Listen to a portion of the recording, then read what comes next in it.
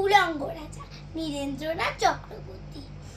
সবাই দেখছে যে রাজা উলঙ্গ, তবুও সবাই হাততালি দিচ্ছে, সবাই চেঁচিয়ে বলছে সাবাস সাবাস। কারো মনে সংস্কার, কারো ভয়, কেউ বা নিজের বুদ্ধি অন্য মানুষের কাছে বন্ধক দিয়েছে, কেউ বা পরান্নভোজী, কেউ কৃপাভাতী উমেদার প্রবঞ্চক। কেউ ভাবছে রাজবস্ত্র সত্যিই অতীব সূক্ষ্ম, চোখে পড়ছে না যদিও, তবু আছে, অন্তত থাকাটা কিছু অসম্ভব নয়।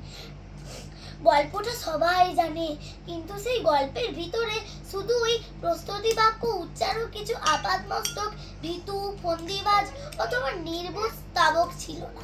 একটি শিশু ছিল, সত্যবাদী সরল সাহসী একটি শিশু। নেমেছে গল্পের রাজা বাস্তবের প্রকাশ্য রাস্তায়। আবার হাততালি উঠছে মুহুর্মুহু, জমে উঠেছে স্তাবক বৃন্দের ভিড়। কিন্তু সেই শিশুটিকে আমি ভিড়ের ভিতরে আজ কোথাও দেখছি না। শিশুটি কোথায় গেল?